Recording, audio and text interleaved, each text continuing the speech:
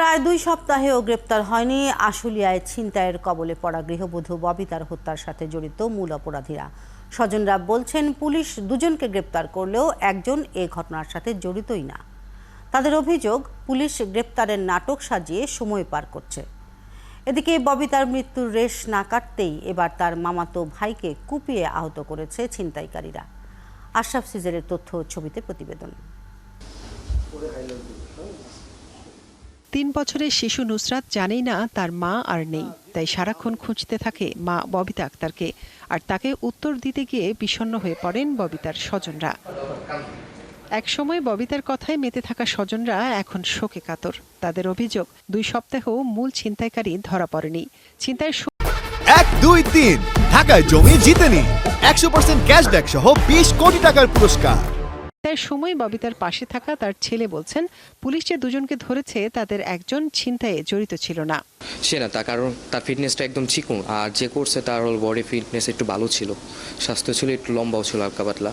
যে আসামিটা দেখাইছে ওইটা মনে হয় না যে ববিতা, কারণ যে প্রেশার দিয়ে টান দিছে, কারণ ওর শরীরে এমন শক্তি নাই। স্বজনদের আরও অভিযোগ, ছিনতাই হওয়া মোবাইল ফোন ও ব্যাগ এখনো উদ্ধার করতে পারেনি পুলিশ।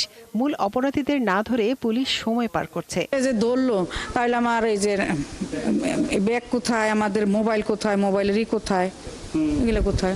মোটরসাইকেল যে কোনোটা করতে পারে তারা, মেন তো এটা না, মানুষ তো এটা না। এদিকে ববিতার মৃত্যুর রেশ না কাটতেই গত 25 এপ্রিল রাতে তার মামাতো ভাই পারভেজ সরকারকে কুপিয়ে আহত করেছে ছিনতাইকারীরা।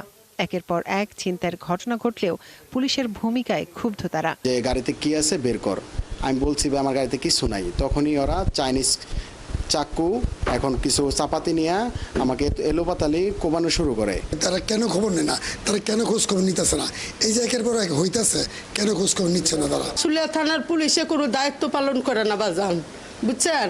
পুলিশের সামনে গেটের সামনে গেলে পুলিশের লোক কথা কন যেন আমরা কেমনে যাবো কোন। ববিতার মামলা নিয়ে আনুষ্ঠানিক কোনো বক্তব্য দিতে রাজি হয়নি পুলিশ, তবে জানিয়েছে ঘটনা তদন্ত চলছে। গত 25 এপ্রিল রাতে আশুলিয়ার পলাশবাড়িতে ছিনতাইকারীদের হামলায় আহত হন গৃহবধূ ববিতা আক্তার। এনাম মেডিকেলের আইসিইউতে চিকিৎসাধীন অবস্থায় 6 দিন পর মারা যান তিনি। মনিরা কাজুরি, 71।